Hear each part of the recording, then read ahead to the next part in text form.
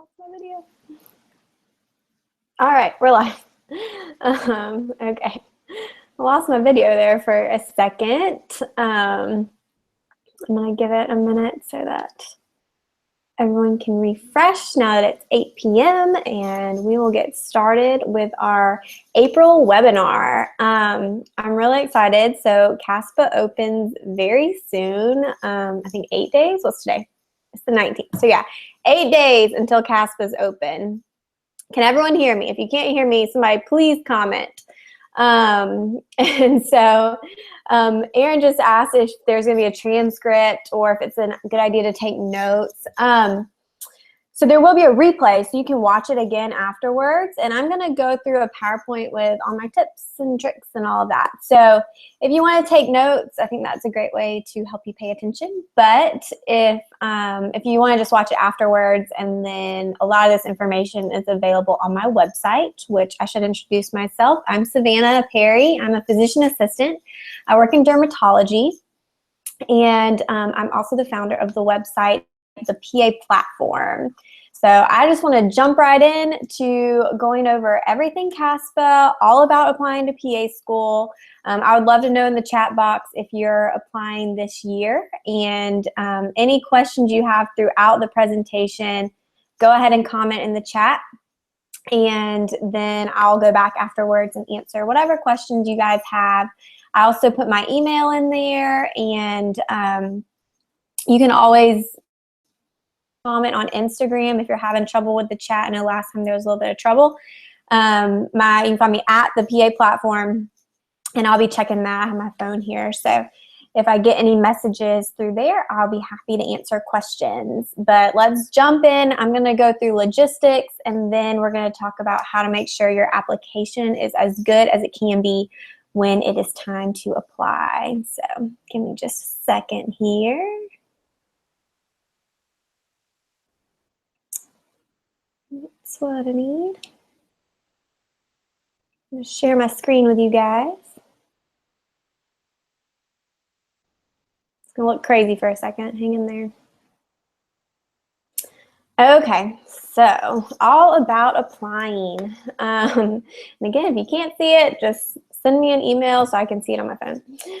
How to make your application ready for CASPA so that you can be accepted to PA school. This is so important.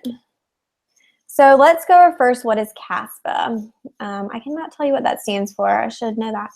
But this is the universal application for PA school that most programs use, not every single program.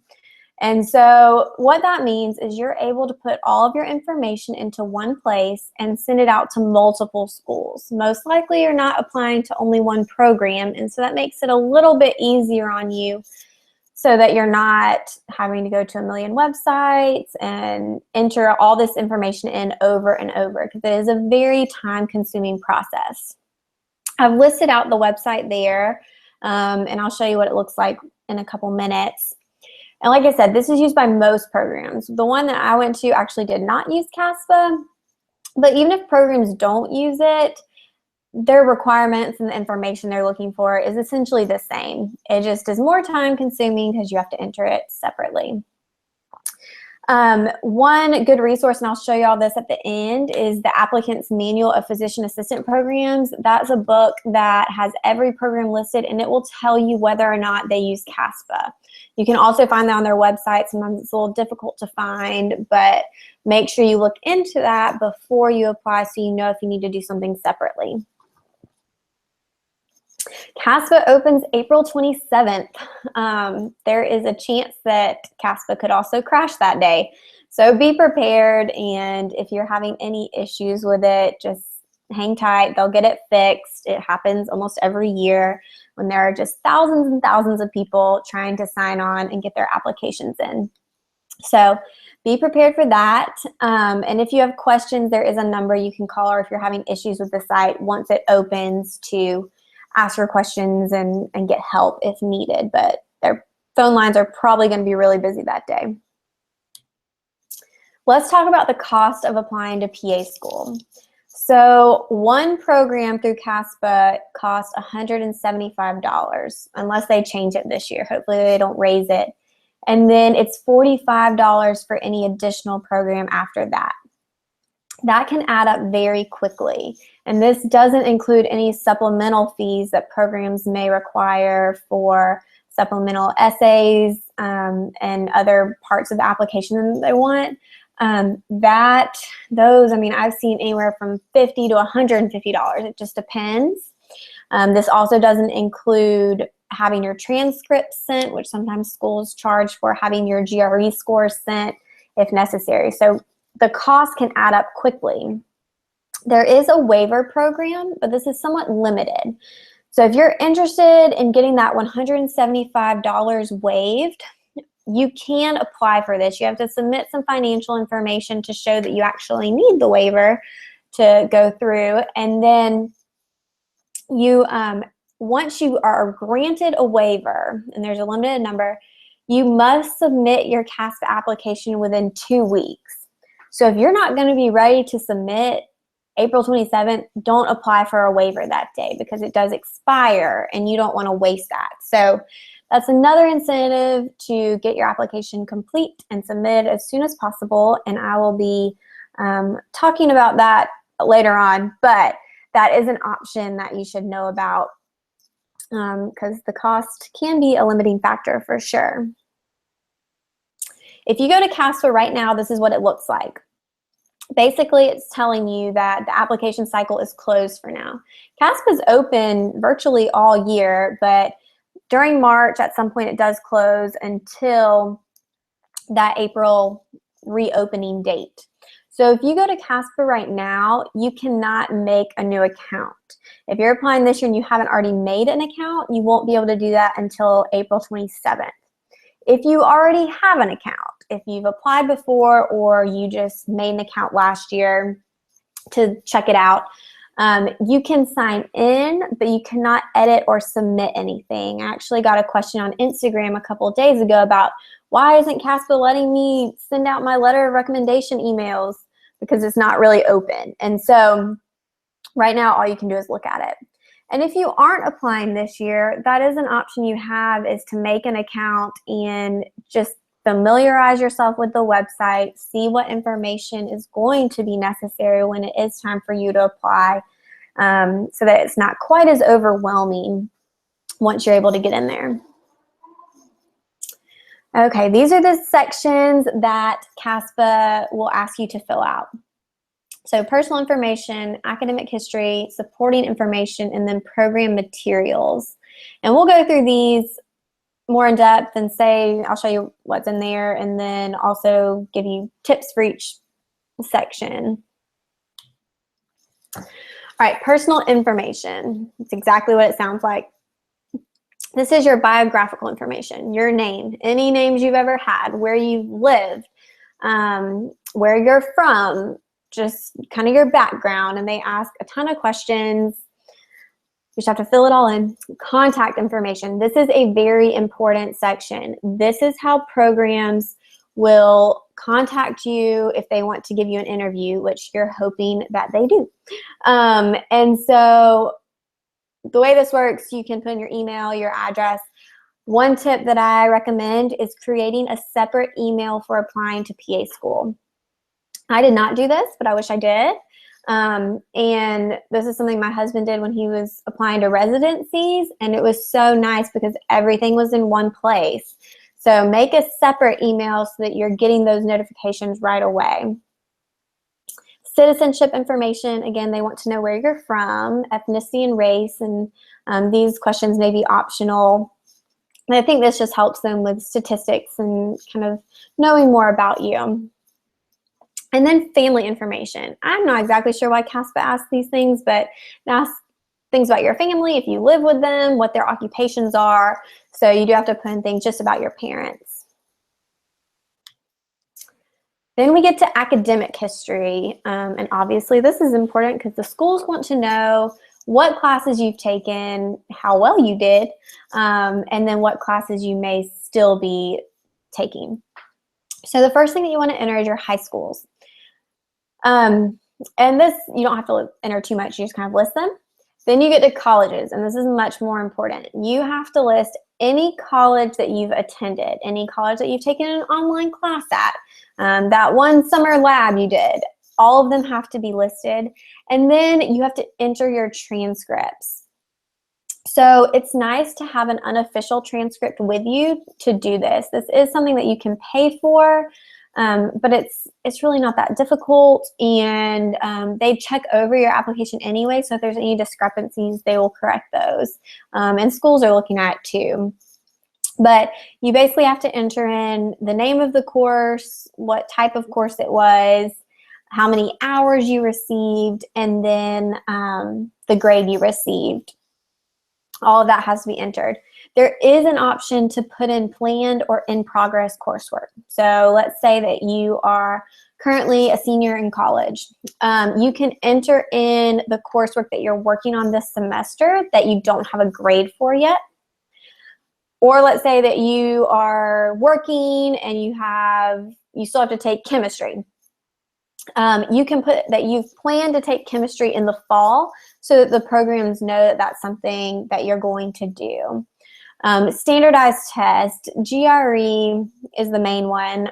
Some schools, if you have English as a second language, you'll need to take, I call it the TOEFL, I don't know if that's right. Or some schools are starting to accept the MCAT. Not usually required, but if you took that, you may have to submit those scores. You enter them in yourself as unofficial scores, and then CASPA gets that official score report from the testing people, and then they confirm what you entered. Supporting information. I would say this is the most important section on your CASPA application, and we'll go more in depth in these different areas. Evaluations, that's basically your letters of recommendation. Achievements, this is any awards you've been given, any recognition, so dean's list, honor roll, any awards, scholarships that you've received, and basically you just have to list them. You don't have to supply a ton of information about that. Certifications, now this is important. You only want to list certifications that are active. So EMT, CNA, medical assistant, if they've expired, don't list them. This is also where you can list BLS and CPR certification, which isn't a bad thing to have because most schools will require that you have this before you start. A lot of schools will also provide it when you start as well, but it doesn't hurt to go ahead and have that on your application. Your essay or your personal statement. We'll talk about that a little bit more. And then all of your experiences. And this is what's going to show a program that you've got what it takes, and show them all the hard work that you've done to get to where you're at. So you have patient care and healthcare experience. And this is something I'm actually going to go more in depth on in my May webinar. I'm going to do a whole webinar about different types of healthcare and patient care experience. But patient care is basically when you are hands-on involved with the patient. Nursing assistant, EMT, medical assistant, nursing, you are involved in their care. Healthcare experience is when you are working in a medical field but not particularly contributing to patient care. So transporting patients, working at the front desk, working in billing, doing more administrative things that are helping you learn about the field as a whole, but not necessarily you hands-on with a patient. Scribing is going to be kind of middle ground. Some schools count scribing as patient care, some count it as healthcare, but you can only put it in one section. So you can check with the schools you're interested in. It's not going to hurt to just put it in patient care. If a school considers it healthcare experience, they'll just look at that and kind of in their own little way move it to that section. So don't stress out over putting it in the wrong section. Just make sure you're explaining what you did, and we'll talk about that more in detail. Shadowing experiences, work experiences. When it comes to putting in your work experience, only list things that are relevant or show something about you. So if you worked at a restaurant all 4 years of college, that's significant. I didn't work during college because it was too hard, but that's amazing. And working in a restaurant is great customer service. So write that on there. If you worked at a gas station for 1 month in the summer between senior year and college, don't put that. That's not really relevant. It doesn't show much about your skills, or it just doesn't really matter. So if you list every single little job you held for 1 or 2 weeks, your application just can get overwhelming with too much stuff on it. Any volunteer experiences. So if your volunteer work is healthcare based, that's going to go under healthcare or patient care. So if you go on a medical mission trip, that's going to be healthcare or patient care. If you volunteer at a clinic, that's healthcare or patient care. This is volunteer stuff that's not related to healthcare. This is working at the soup kitchen. This is Relay for Life, doing other types of volunteer activity. And then research. Research isn't the biggest factor for PA school, but if you've got research, put it on there, talk about it. It's going to be more meaningful if it's clinical research. That's kind of the opposite of medical school, where research is very, very important, but there is a section to put that on there.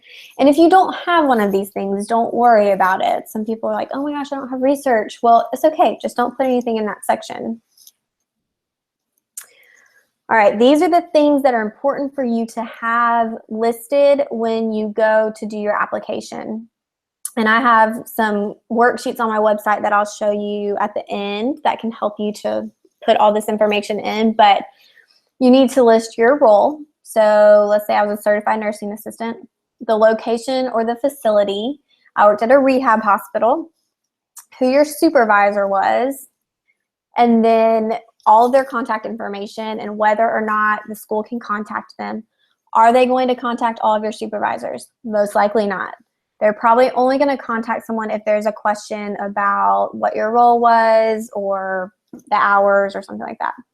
The hours you worked per week, and then how many total hours you worked, and then the dates that you worked. And if you are currently still in the job, you can put to current. So if you've been working somewhere for a year, you can put April 2016 to current, and they'll know that you are still in that position, you're still getting hours, still working there. And then your experience details, and this is a very important part. For each section you can put 200 characters, and this is a really great way to add to your application. You're kind of limited in your personal statement, but you can use these boxes to not just list what you've done, but to show what you've learned. So make the most of that space. Some people like to do bullets, some people like to write it out. However you prefer is fine. Just make sure that you're not just saying took vitals, gave people meals, bathed patients. Like, put what you learned from those experiences, and so that you're able to add a little bit more information and show a little bit more about your experience. Keep a record of everything. If you're just now applying and you haven't done this, you may be stressing out a little bit, but if you aren't applying this cycle and it's something you're working towards, make sure you keep a good record. You don't want to be scrounging for your supervisor's phone number 2 days before your application opens, which definitely happens because sometimes we just don't think about it. But do your best to just take note. Okay. Evaluations are also letters of recommendation. On CASPA, you're able to enter 3 to 5 of these. You'll need to check each school's requirements to see what they want. So the more personal, the better. The more that someone knows you, the better letter they're going to write, and the more weight it's going to carry as part of your application. I've listed down here the people that you want to try to shoot to get, a PA that you've either worked with or shadowed, a supervisor in a healthcare role, so a boss, someone who's kind of above you, someone you answer to, a physician that you've worked with or has seen you in a healthcare medical capacity, and then a professor. So these can be a little difficult. I know for me, I went to the University of Georgia and pretty much all of my science classes were 300 plus students. So getting a professor was difficult. I ended up just kind of rolling the dice and asking somebody, and I know it was not a personal letter, but one of the schools I applied to required that. It's going to be much better if they know you. In that regard, you do want to avoid family or friends or anyone you don't have a professional relationship with. This should be someone who knows you on a professional level. Well, to go back to that. So if your school requires a certain combination of these, you can't necessarily specify, like they'll all just go to each school that you apply to, but the schools will look through and kind of find the ones they're looking for. So don't be too concerned with that. Program materials. So this is a different section, and this has information specific to each program. You may not actually have to do much in this section. It's going to list the mission statement of the program and the contact information and their prerequisites. Some programs are having you kind of match prerequisites or match up the classes you want to count for each one. So you'll say like this Gen Chem counts for this chemistry requirement. And sometimes they are starting to incorporate supplementals. And so you may have to do part of your supplemental within CASPA instead of having a separate application afterwards. Personal statement. This is so important. This is what I talked about last month, so I'm not going to talk about it too much. The main thing is the prompt is basically, why do you want to be a PA? And then you have 5,000 characters to discuss that. Once you submit this, it cannot be edited.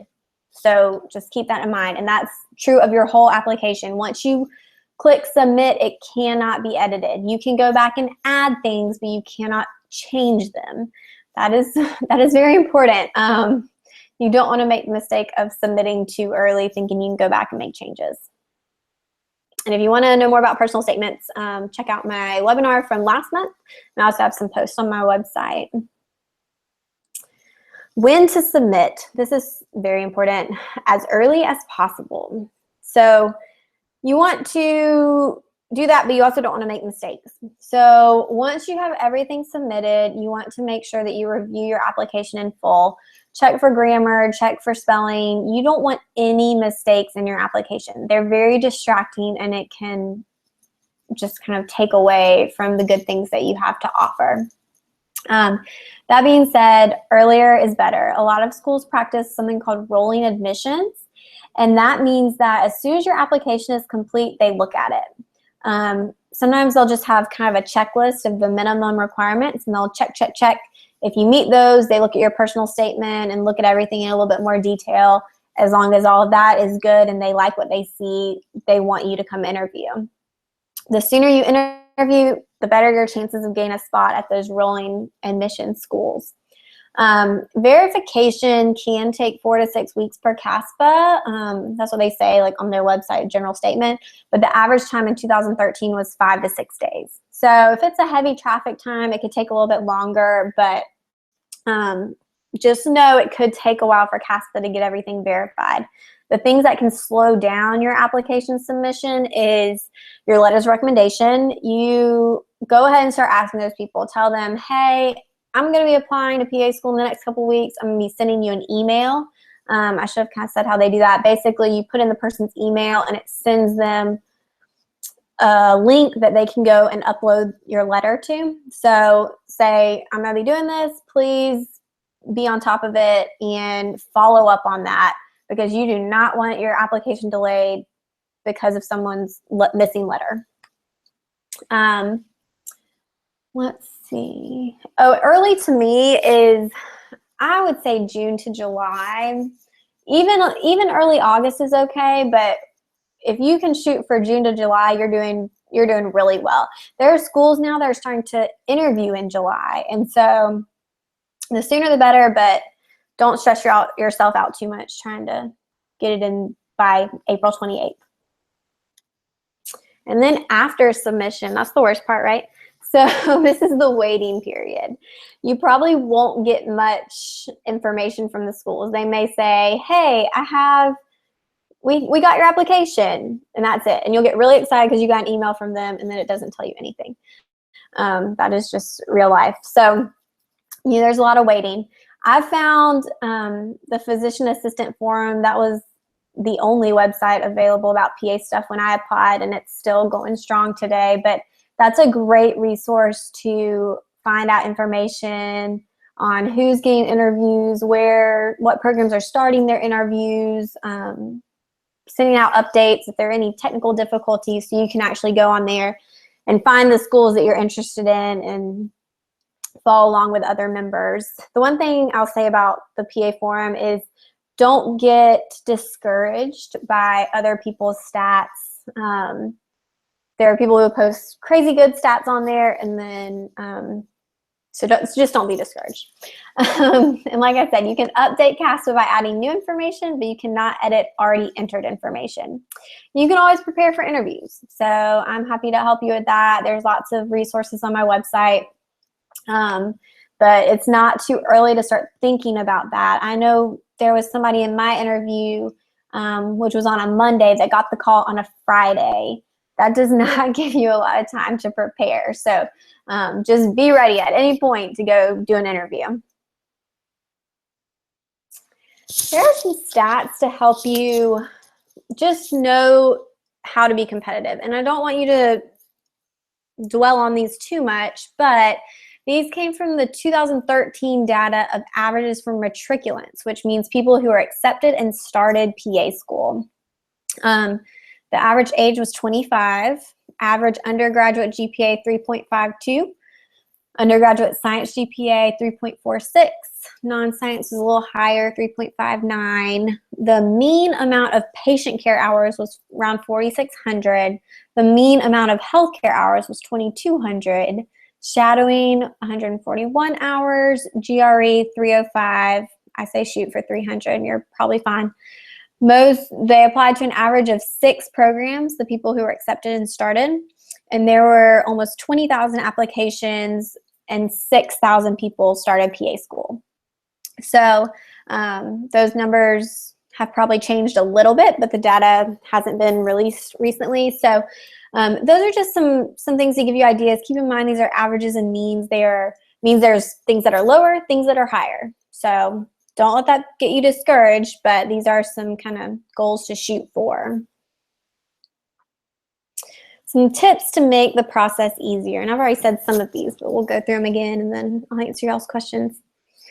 Turn on email notifications. So I already said make a new email, but you want to know right away if you've got an interview invite. So one way to do that, I found the Gmail app is really good for email notifications. That's what I use my PA platform email on, so that as soon as I get an email from you guys, I can look at it and respond quickly. Have your list of schools ready, and I'll talk about how you can do that with the Applicant's Manual of Physician Assistant Programs. I'll do another video later about choosing schools, but you want to have that list ready. You don't want to be researching schools when your application's ready to go. Only apply to schools you're qualified for. You don't want to waste your money or your time applying to schools that you don't even meet the requirements for. Unless it's a school you just really want to go to and you feel strongly that you want to get an application in there, okay, maybe as a reapplicant that will help you out, but try to stick to schools that you've met the qualifications for. Always be honest on your application. Don't try to hide anything. If they ask about prior run-ins with the law or academic issues, talk about them, be honest, because you don't want to be accepted and then a school find out about something and that's just going to be a huge issue. So just be honest.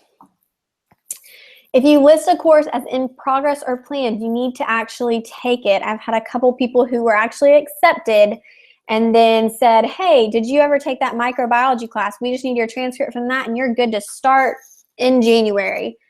And they never started the course. And so then they couldn't go to PA school, which is crazy. So if you list it on there, you got to do it. And then don't double dip on hours. Let's say that you work in a medical practice and half the time you're a medical assistant in the back and half the time you're answering phones. You can't list it under patient care experience and healthcare experience. Nothing in your experiences should be copy and pasted in different sections. It's very confusing. So You need to split up your hours and put the part that you're a receptionist in healthcare experience and describe it, and the part that you're a medical assistant in patient care experience and describe it. And you can put in that description, like, I work part-time in the front, part-time in the back, but just don't list things twice. Looks like you're trying to show you have extra hours when you don't. All right, here's my contact info. That's my email. Feel free to contact me at any point. I'm pretty quick at getting back to emails usually. And then my Instagram at the PA platform. And so I'm pretty good about there too. All right, I want to get out of this. Y'all hanging in there? Okay, we got some questions. We'll go those in a second. Let me show you guys some stuff. So that's not where I want to be. Here we go. So this is my PA school healthcare experience log. This is something I've made. You can download it on my website. I'll put a link in the description on the video, but you can also make this yourself on Excel. But this is basically what CASPA is looking for when you're doing all that stuff. Make sure you see that. Yeah. Okay. There's that. And then this is the what I was talking about, the applicant's manual of physician assistant programs. I actually have one here. I'll show it to you guys. You can buy it on Amazon with Prime shipping. And then I also offer it on my website at services. And then here at the bottom, you can purchase that and I will mail it to you with free shipping. So that is a great resource for just figuring out the programs you're interested in. It's got some worksheets in here to help make it easier for you to get all that information in. All right. I'm going to stop screen sharing and come back to you guys. All right, okay. I hope that was informative. Y'all let me know if it wasn't. But I'm gonna answer some questions here. Let's see. One question that I had today on Instagram was, when is the best time to apply? And I've kind of answered that as early as possible. Just start working on it when you can, and then try to get everything submitted by June to July. I've showed you all that form. Let's see. Judy's planning to apply this summer. Good luck. I'm sure you'll do great. It's a lot of work. Somebody asked me how long it took me to fill out the application, and I honestly can't remember. I know that I worked on it for, I think, a solid like 2 days and just got as much in as possible. And I think I did have to hound one of my letters for a little bit. Let's see. Oh, I don't know. Okay, I think I got a question on there. Should volunteer activity from high school be included, or should we keep it mostly to experiences in college? It's going to be mostly college unless you have a very significant, meaningful high school experience. So if you were involved with something for years and years and years, that's worth mentioning, especially if it continued into college, or if you did something medical based in high school, I would say that counts. But if you're just talking about kind of going and, I don't know, adopting a mile of the highway or something, that's not really significant. How far in advance are interview invitations typically sent out ahead of the interview date? I'm applying to out-of-state school, so I'll be flying. Oh man, it depends. So when it comes to interviews, schools want to fill the spots. Let's say that they interview 12 people. They want those spots filled. So if the last minute someone cancels, they're going to try to fill the spot. So you could have a last minute invite. There are some schools that will let you know 2 months in advance, 1 month in advance. But there are occasions where it may be really short notice, and that's something that you need to be prepared for financially and also time-wise, like work. It's hard for it to be flexible if you've got to get off work and then flying, traveling. It can add up quickly. I only applied to more local schools when I did PA school, but when my husband applied to residency, he was flying all over the place, and it was out of control. But it was fine, worked out. So yeah, it can be tough. Let's see, Paige says, I think my application is very strong, but I'm still in college and the amount of patient care hours that I have is around 1,000. Are my chances of acceptance much lower because of the low hours? I will tell you that I had 250 hours when I applied, and I was accepted at both of the programs I interviewed at. Because they didn't have, one only required 100 hours and one didn't have a requirement. So as long as you meet the minimums of the program and you have a strong personal statement, there's not necessarily a reason that you shouldn't be getting interviews. I applied in between junior and senior year because I knew I wanted, ideally, to start school right after I graduated. And so if you have programs that you're interested in, that you meet the minimums and you have done everything they've asked of you, I say go for it. Are there going to be people who have more hours than you? Yes, there will always be people who have more hours than you. But that doesn't mean that you don't have things to offer that they don't have. Let's see, next question. Is there an average number of schools one is recommended to apply to? For example, would 20 be too many or 5 be too few? So only apply to programs that you're interested in is one of my big tips.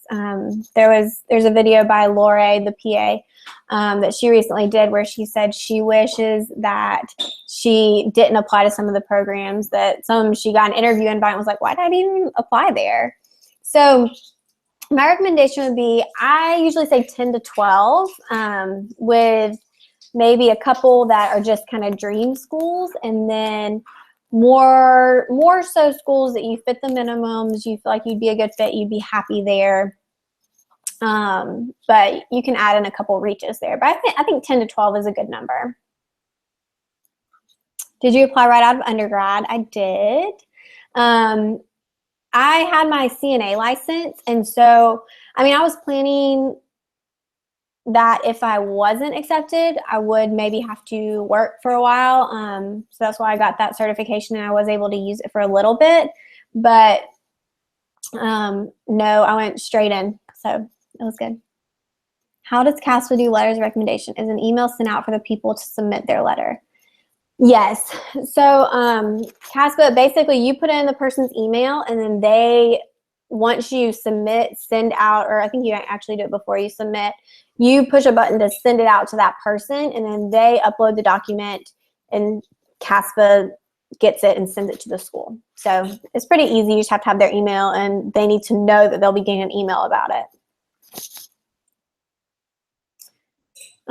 Recruiter for a specific program came to speak at our school, and she told us that past grades count as a C when calculating GPA. Is this a CASPA-wide thing or program specific?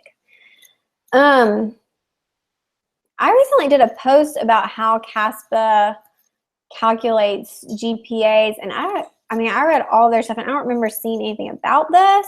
CASPA does calculate including all of your grades. If it was just a pass, I don't believe that they even include that. And schools, let's say it's a prereq, you're going to have a grade for a school to even consider it. They need to know the number of hours and the grade that you actually got. But I'll have to follow up on that and check on it. How much time should you give someone to write a recommendation letter? Depends on how much notice you give them ahead of time. I would say a month is reasonable, and you don't want to be annoying about it, but you want it to be someone who knows that this is important to you, and you want to gently remind them, if needed, that they need to get their letter in if possible. Let's see, I think I got a question here, but I don't know. See, how would you classify stroke ambassador? As a stroke survivor, my daughter speaks at public events, educating the public on signs and symptoms of stroke and stroke education. Is this community service or other healthcare experience? Is it volunteer but in the healthcare arena? You know, I would put that under healthcare experience. Some programs may just consider it volunteer, but personally, I would put it under healthcare. I think that's interesting experience and something that programs would find beneficial and really interesting too. And Caroline, if you're not watching, I'll email you back. Or if you are watching, let me know. that looks like all of our questions for now, unless somebody's got something else that they want answered. Let's see, I'm gonna pull this up here. So I wanted to let y'all know that my next webinar will be May 24th at 8 p.m. and I'll be talking about healthcare experience, patient care experience, how to get that, the differences, what makes it quality experience, and what schools are looking for. If you don't already, follow me on Instagram at the PA Platform, and then I'll be posting videos pretty soon. I've got a couple in the works about PA versus ND, PA school versus med school, kind of how I made my decision, and then I'll be doing some other ones as well. So if you have any questions, email me, let me know, and then I'll get back to you. All right, have a good night, everybody.